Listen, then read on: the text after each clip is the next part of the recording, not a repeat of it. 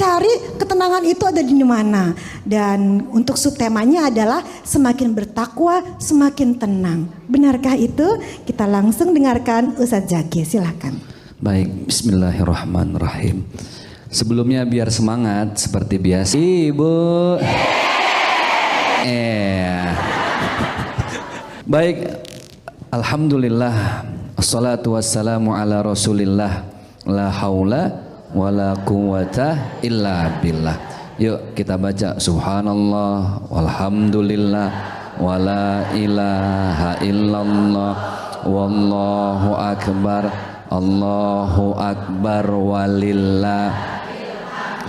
Siapa sih orang yang paling mulia, yang terbaik di mata Allah? Dalam salah satu ayatnya Allah menyampaikan, inna akramakum indallahi atqakum. Orang yang paling mulia itu adalah orang yang bertakwa. Orang yang bertakwa. Agama kita namanya agama Islam. Islam artinya adalah kedamaian, ketenangan. Jadi dengan kita meyakini agama Islam, Allah Tuhan kita, Muhammad Rasul kita, dengan selalu kita membaca raditu billahi rabba wa bil islami dina wa bi Muhammadin nabiyya wa rasula. Jadi agama Islam itu kalau kita yakin kepada Allah, mencontoh kemuliaan Rasulullah, harusnya hidup jadi tenang. Ustadz, bagaimana sih kalau kita hidup nggak pernah tenang? Berarti ada sesuatu yang membuat hati kita terus berbolak-balik. Kuncinya satu, ala bidzikrillah tatmainnul qulub. Hanya dengan mengingat Allah, hati menjadi tenang. Apa maksud dari semua yang kita bahas? Orang yang bertakwa, orang yang hatinya tenang. Orang yang hatinya tenang, orang yang selalu menyebut nama Allah. Menyebut nama Allah yang bikin tenang di lisan saja, apa harus pakai hati? Ma fi qalbi ghairullah. Di dalam hati tidak boleh ada apapun, siapapun kecuali Allah. Disitulah tenang. Rasulullah ditanya sama sahabat, wahai Rasulullah, aina surur? Di mana bahagia? Di mana ketenangan? Ketenangan itu adanya di dalam hati. Maka hati-hati dengan hati. Kalau sudah sakit hati, sakitnya di mana? Di hati apa di sini? Yang kompak saya tanya lagi ya. Kurang kompak, nggak janjian nih. Hati-hati dengan hati. Kalau sudah sakit hati, sakitnya di mana? Aduh, ya Allah. Ini belum kompak nih jawabannya nih. Baik. Bagaimana Ustadz supaya hati kita tenang? Dengan mengingat Allah. Berzikir. Jadi bagian dari zikir itu tidak lain adalah selalu menyebut asma Allah. Misal, ibu jalan-jalan ke puncak, tahu puncak ya? Lihat pemandangan indah, panoramanya bagus. Supaya ibu tenang, ibu nggak jadi euforia. Do you understand euforia? Yes saja biar cepet lah. Yes. Ibu nggak terlalu bahagia, lupa sama Allah. Maka ketika lihat pemandangan yang indah, ibu kembalikan di dalam hati rasa bahagia itu dengan menyebut subhanallah atau masya Allah. Ya, faham? Oke, setiap rasa hadirkan Allah di dalam hati. Pulang dari puncak, ada yang meninggal tetangga, dikabarin lewat WhatsApp. Ibu sedih nggak? Kembalikan rasa sedih kepada Allah dengan kalimat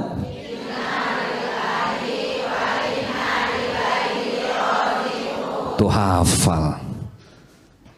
Ibu nyelawat, tahu nyelawat? Nengokin orang yang meninggal. Karena suami ibu tahu ibu lagi sedih, nyampe rumah ibu dihibur sama suami. Dikasih uang jebret 15 juta. Walaupun cuma ngimpi.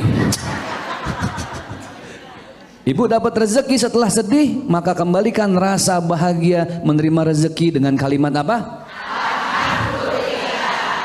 Allah, Allah, Allah. Lagi ngobrol sama temen nih, tiba-tiba ibu ingat kalau yang ibu omongin itu gosip, aib. Ibu lagi jadi orang yang minal kepoin, wal julitin, wal nyinyirin.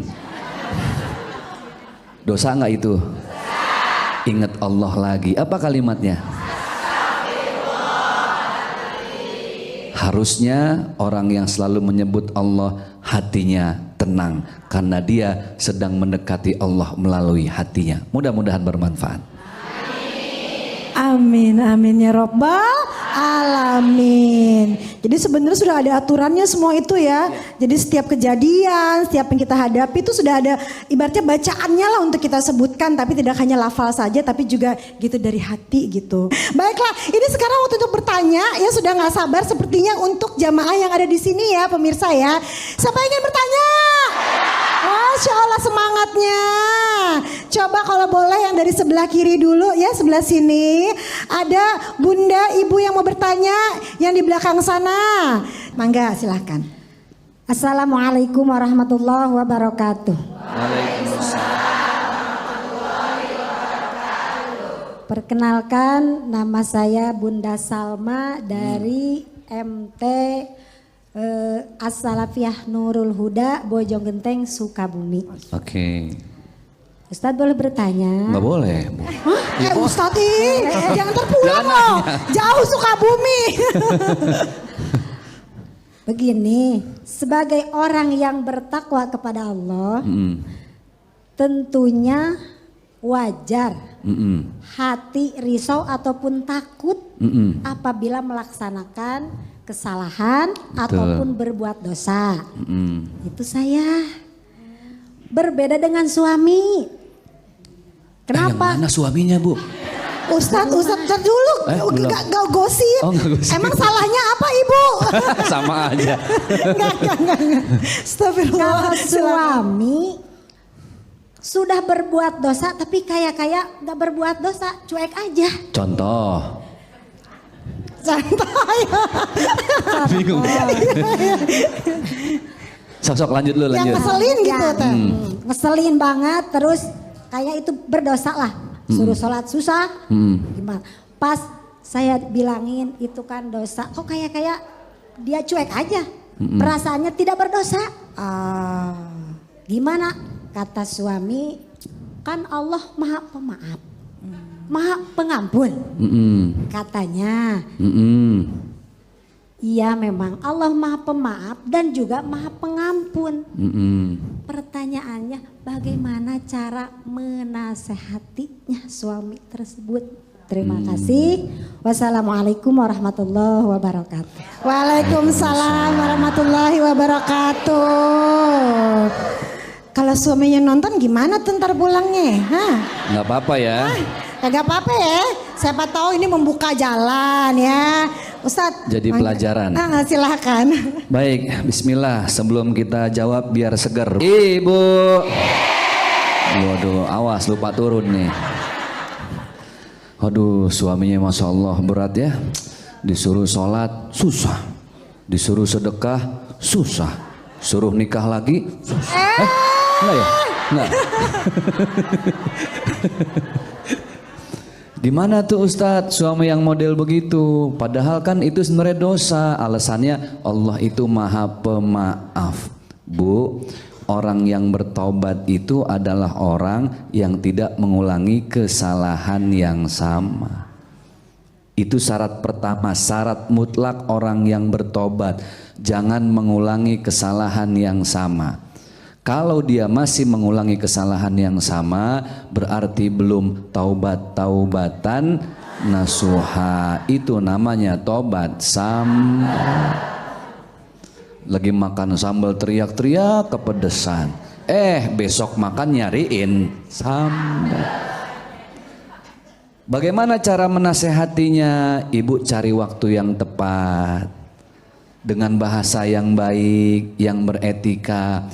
Orang itu kalau sudah terbiasa dengan dosa, biasanya tidak merasa bersalah, berdosa. Karena sudah terbiasa dengan dosa. Maka dari itu, ketika ibu punya waktu yang santai, suami juga dalam keadaan baik, hatinya sedang tenang, diajak duduk bareng, ngobrol dari hati ke hati. Cara ngobrol dari hati bagaimana? Ada caranya. Bagaimana ibu supaya suami itu ngelihat ibu tertarik dulu? Betul nggak? Ibu yang wangi yang bagus, ayah kita ngobrol sebentar yuk. Kan ada caranya. Suami pun sama seperti itu. Kenapa seperti ini? Itulah yang diajarkan oleh baginda Rasulullah Sallallahu Alaihi Wasallam. Jadi cari cara waktu yang tepat dengan bahasa yang beretika. Semoga bermanfaat. Amin, amin ya rabbal alamin. Jadi harus pakai kata-kata yang indah, panggilan yang indah juga ya. Gitu ya Bu ya. Rasul aja ada panggilan sayangnya kan. Jadi kira-kira kalau ibu tuh manggil suaminya apa ya supaya suaminya mau gitu dengerin apa? Ini ayang. Ayang. Ayang beb ya? Mbeb. Baiklah, siapa yang ingin bertanya? Nah kan. Assalamualaikum warahmatullahi wabarakatuh. Waalaikumsalam. Perkenalkan, nama saya Sahla Nabila Zulfanur Syabani Ghazali. Saya perwakilan dari Majelis Ta'lim As-Salafiyah Nurul Huda. Izin bertanya Pak Ustadz, saya mau curhat nih. Saya mempunyai ayah yang mana ketika beliau marah sangat meledak-ledak. Beliau itu mudah emosi Pak Ustadz. Ketika dia sedang emosi, dia melakukan cara atau dia mengancam kepada anaknya untuk membunuh anaknya Pak Ustadz. Na'udzubillah. Na'udzubillahi min dzalik.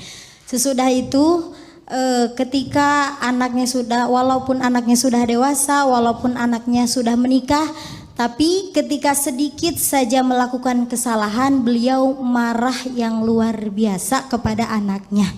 Ya, sesudah itu ayah saya ini supaya bisa tenang hatinya dan supaya semakin bertakwa kepada Allah di usianya yang senja ini.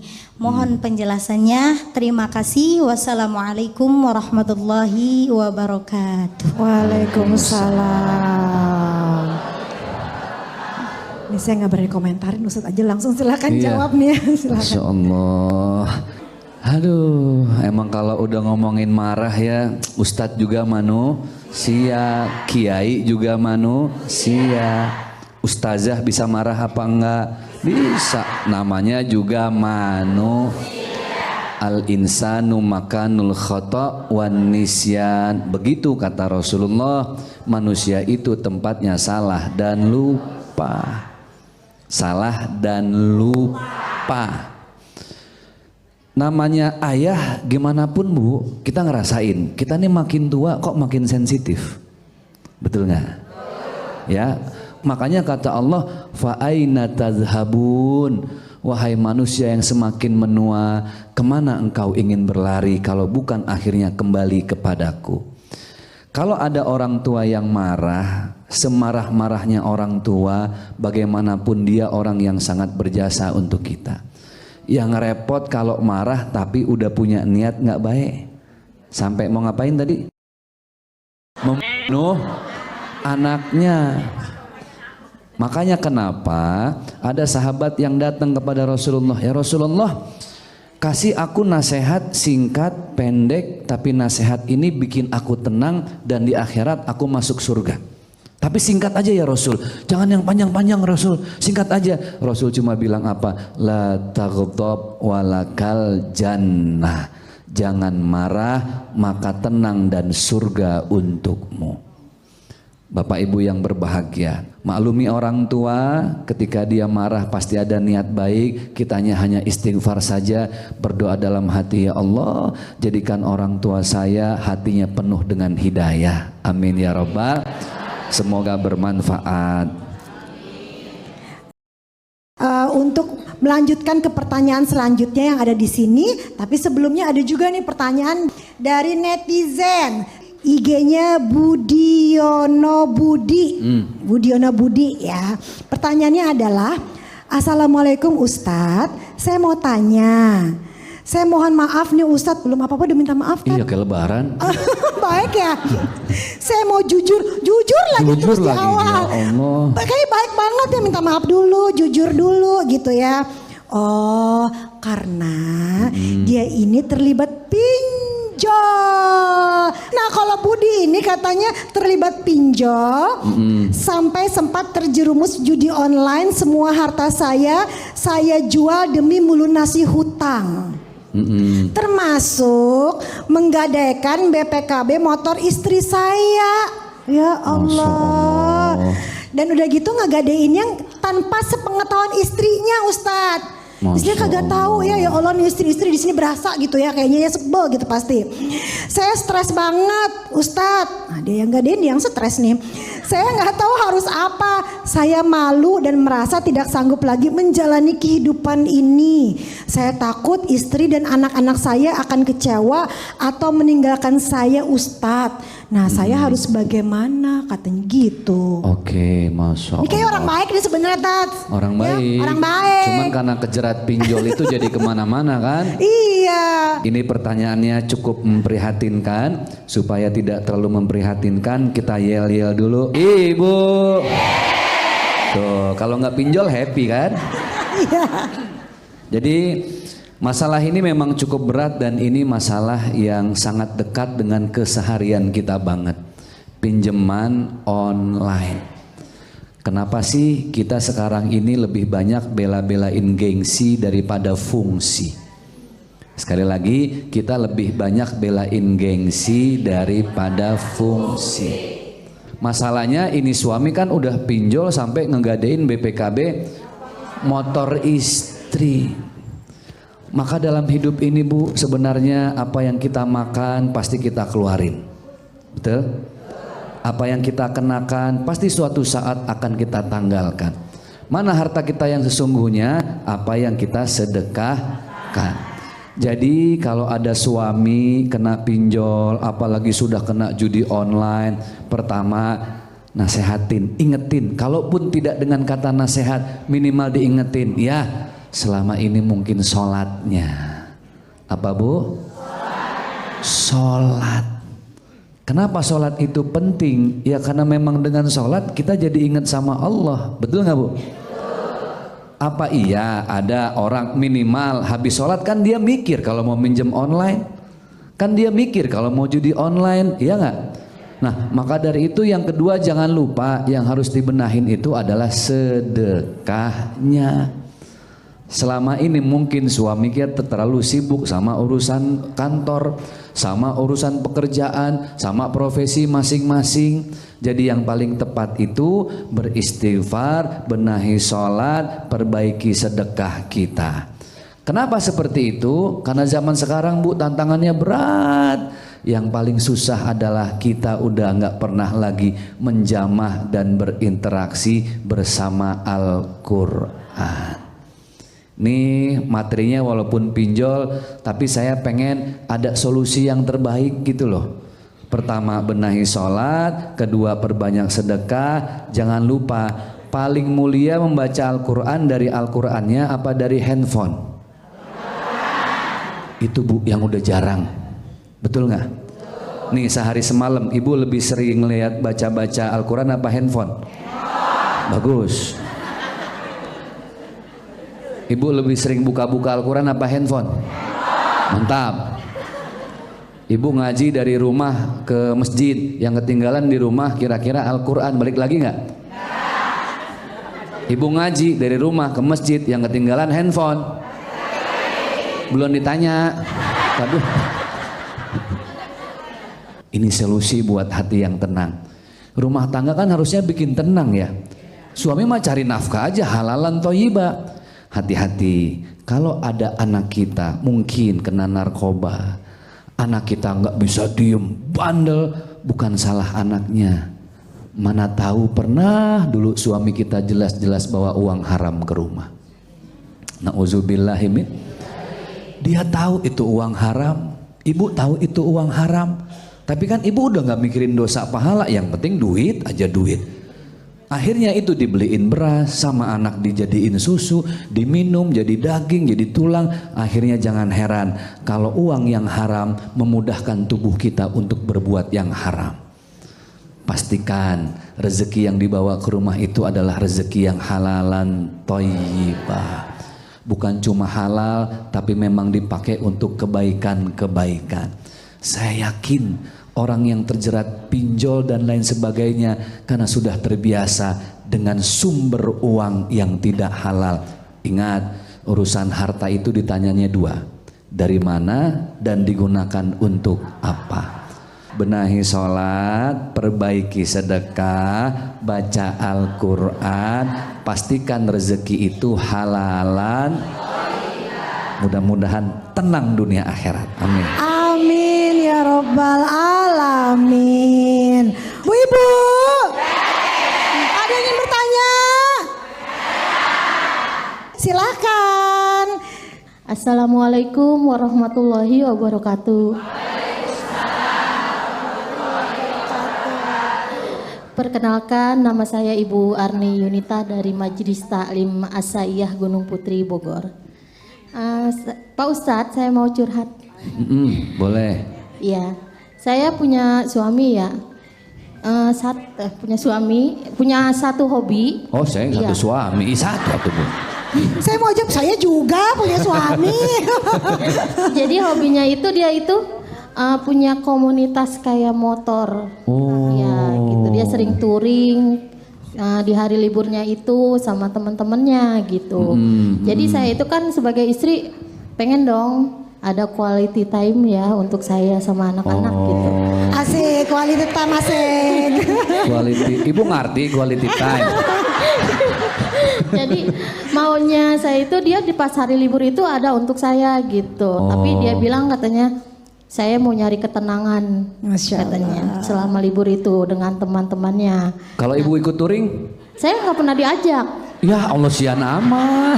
Katanya itu khusus bapak-bapak aja gitu. Apa takut kali motornya kempes bos? Bukan kita yang ngomong ya, Tatya, ibu sendiri loh ya. Iya. Jadi ibu gimana? Iya, jadi saya kesel dong ya. Kesel benar. Maunya saya kan diperhatikan walau dalam satu hari aja gitu. Cuma mungkin bagaimana solusinya gitu untuk menyikapi suami yang seperti itu biar saya menghadapinya dengan sabar. Iya. Terima kasih Pak Ustadz Iya. sebelumnya. Wassalamualaikum warahmatullahi wabarakatuh. Waalaikumsalam. Ini pertanyaan saya berdua nih kalau gitu nih. Iya, mewakili ya. Iya. Kelihatan wajahnya senasib, enggak apa-apa. Terima kasih Ibu. sama-sama, terima kasih. Ustadz silakan. Baik, yuk biar semangat. Ibu. Buat ibu yang nanya satu kata nggak pernah diajak naik motor, sian deh loh. Ngaku lagi takut kempes kali Ustadz. Laki itu Bu, gini, kita tenang itu harus pakai teori ya. Laki-laki dengan perempuan itu kan diciptakannya beda-beda ya. Ibu mungkin pernah dengar kajian para ustazah, para kiai, para alim ulama. Laki-laki itu memang dia Allah ciptakan tidak sama.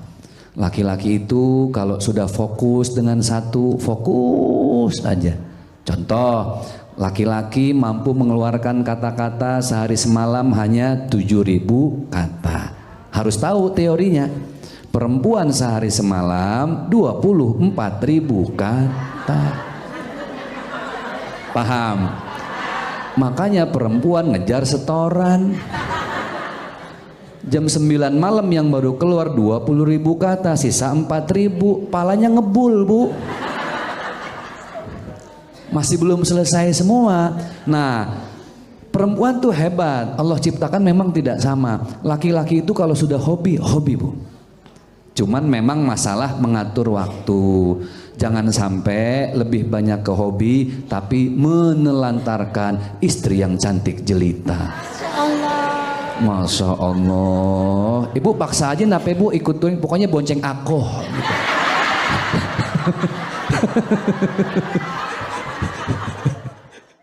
Ya suami itu kalau udah fokus Bu. Cuman ibu cuma gini, suami itu kadang, laki itu sama, semua laki-laki boleh ibu tanya, paling nggak suka kalau diribetin.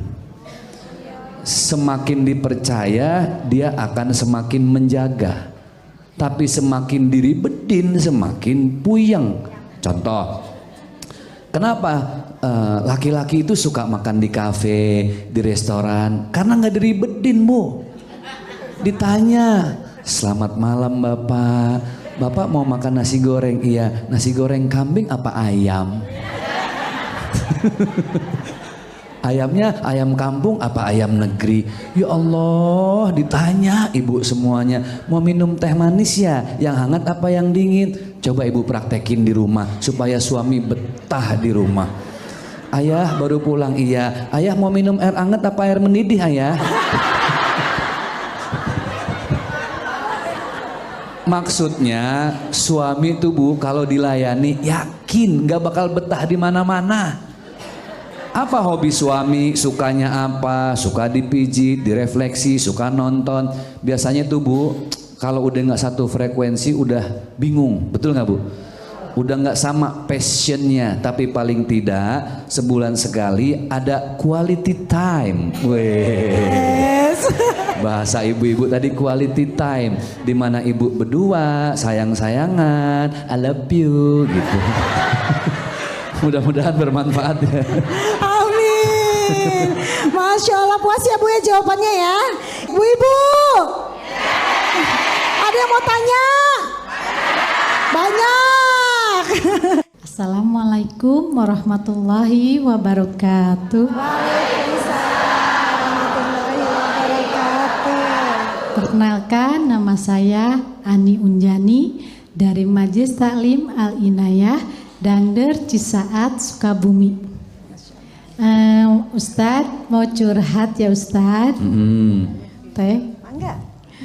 Gini Ustadz, saya kan punya saudara, usianya udah 30 tahun, belum menikah itu Ustadz. Dia sibuk kerja Ustadz, Senin sampai hari Kamis tuh full kerja.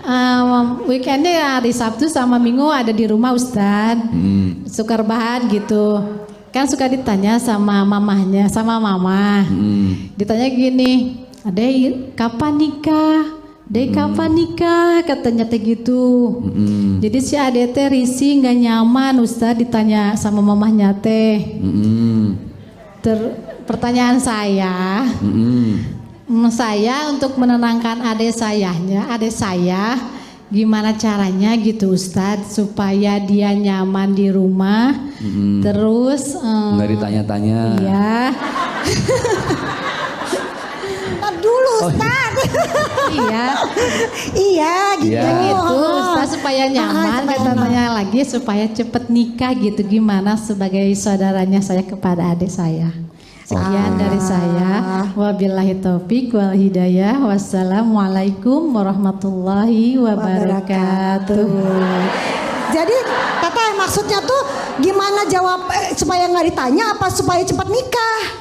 Dua cepet nikah sama nyaman di rumah si adik saya teh. Oh, dan nggak ditanya-tanya lagi Iya, gitu. sama mama, iya. Oh, gitu katanya. Ya, Ustaz. Iya Ustadz. Insya Allah. Iya, Hatur nuhun, Teteh, silakan. Baik, jadi gimana caranya supaya nggak ditanya-tanya, nyaman? Ibu ada lakban nggak di rumah kira-kira tuh? Baik, ya orang tua wajar khawatir. Khawatir tanda sayang. Tanda sayang kan banyak. Cemburu, khawatir, resah, gelisah, andilau. Tahu andilau? Antara dilema dan galau.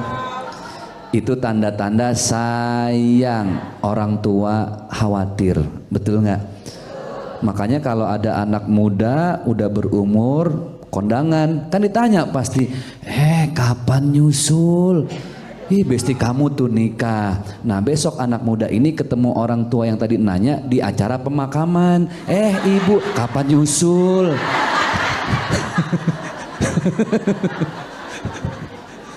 Ya sebenarnya sih namanya orang tua dimaklumin aja. Sering banyak terjadi, namanya juga orang tua khawatir. Siapa sih orang tua yang nggak mau terbaik untuk anaknya? Pasti mau jodoh-jodoh terbaik, mantu-mantu terbaik. Tinggal bagaimana sebagai, berarti adik ya, kan yang sering ditanya adik. Ya nasihatin deh, udah nggak usah baper, jangan diambil hati, ntar malah stres. Kalau udah jodoh juga nggak kemana-mana, betul nggak? Ya suruh banyak-banyak doa aja adiknya, ya Allah kalau saya dengan dia berjodoh dekatkan ya Allah, kalau tidak berjodoh tolong diatur gimana biar jodohan ya Allah, kan gitu ya. Boleh nggak maksa sama Allah? Boleh. Yang kedua, gimana supaya cepat menikah? Sedekah itu niatnya lillahi ta'ala. Tapi kalau sedekah punya hajat tertentu yang kita mau, silahkan banyak-banyak puji Allah sebanyak-banyaknya pujian. Sedekah nanti Allah yang akan menutupi semua hajat kita. Amin ya robbal. Termasuk masalah jodoh. Baiklah, Bu Ibu. Siapa yang mau tanya? Assalamualaikum warahmatullahi wabarakatuh. Waalaikumsalam warahmatullahi. Saya perkenalkan, nama saya Ibu Hartati.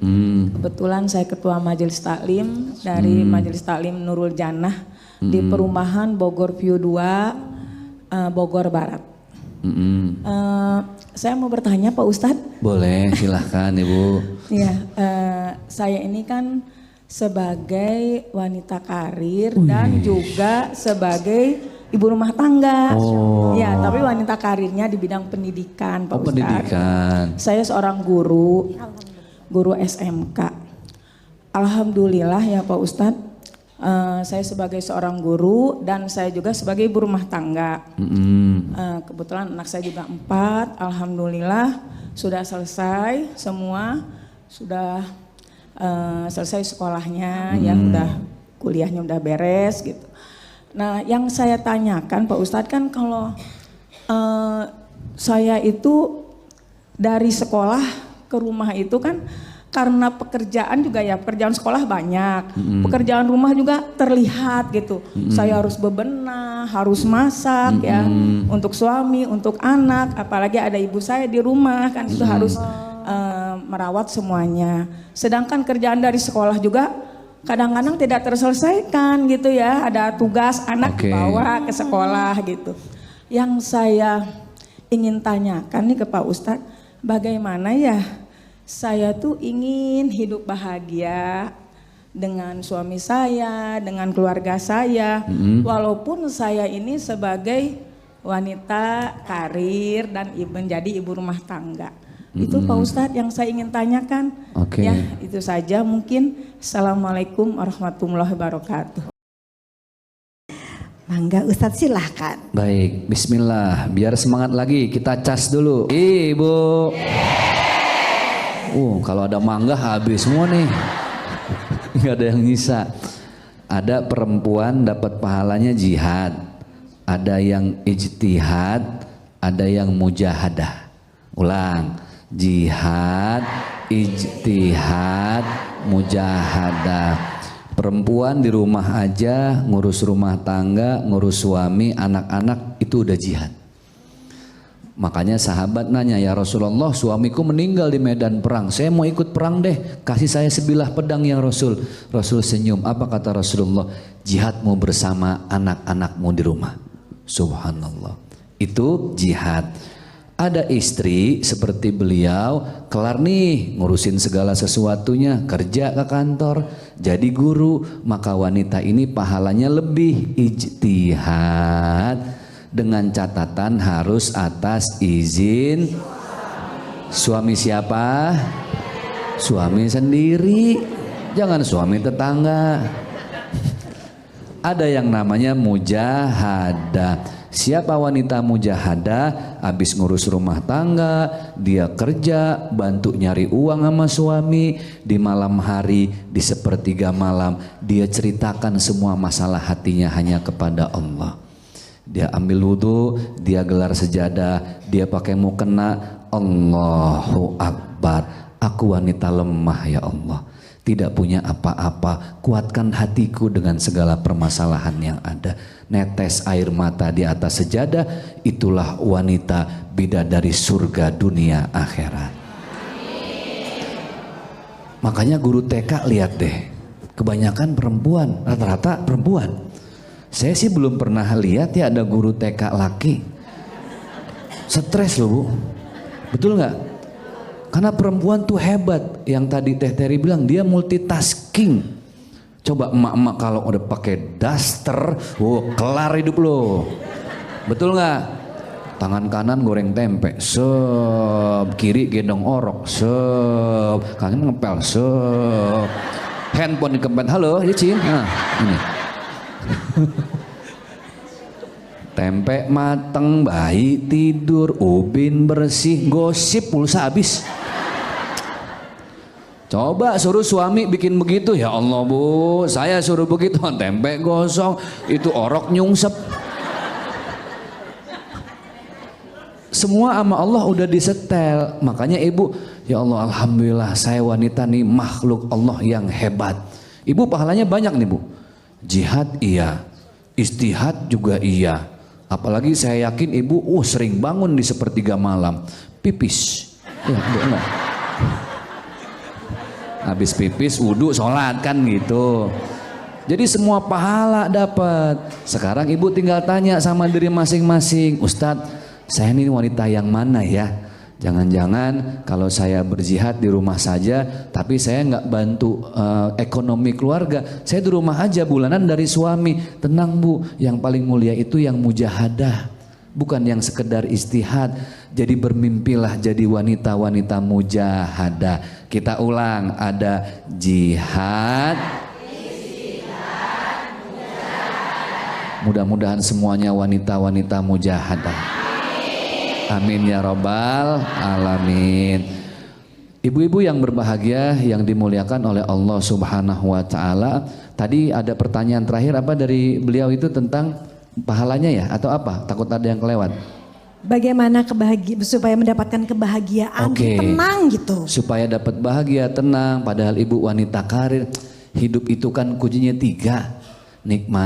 Jalani, nikmati, syukuri. Ulang, jalani, nikmati, syukuri. Jalani aja udah Bu, ya. Nikmati, syukuri, alhamdulillah. Itu kunci bahagia dunia akhirat. Semoga bermanfaat. Amin ya rabbal. Alhamdulillahirabbil alamin. Dan baiknya sekarang kita berdoa bersama-sama dipimpin oleh Ustadz Zaki, silahkan. Baik, sebaik-baiknya kajian ilmu ditutup dengan Ummul Furqan membaca surat Al-Fatihah ila hadratin Nabiyil Mustafa sallallahu alaihi wasallam. Al-Fatihah. A'udzu billahi minasyaitonir rajim. Bismillahirrahmanirrahim. Alhamdulillahirabbil alamin. Arrahmanir rahim. Maliki yaumiddin. Iyyaka na'budu wa iyyaka nasta'in. Ihdinas siratal mustaqim. Siratal ladzina an'amta 'alaihim ghairil maghdubi 'alaihim waladdallin. Amin. Allahumma bisiril Fatihah wa bi karamatil Fatihah wa bi mu'jizatil Fatihah wa bi barakatil Fatihah. Ya farijal ham, ya kashifal gham, ya man li abdihi yaghfir wa yarham. Walhamdulillahi rabbil alamin.